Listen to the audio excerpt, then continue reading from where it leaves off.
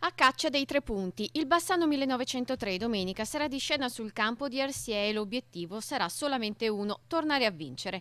Domenica fischio d'inizio alle 15:30, i giallorossi saranno ancora una volta lontano dal Mercante, ma ad Arsie dovrà essere come giocare in casa.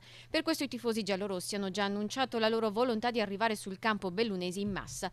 Il gruppo Grappa per l'occasione sta organizzando un pullman. Qualche posto è ancora libero e per chi fosse interessato il programma prevede la partenza alle 10 dal Mercante.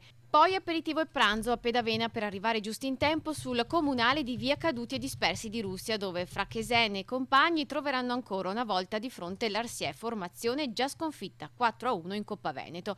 Nelle prime 3 giornate di campionato i bellunesi hanno raccolto 4 punti. Vittoriosi in casa con il Tezzi hanno rimediato una pesante sconfitta sul campo di Salvatronda e pareggiato domenica scorsa con l'Uniondese.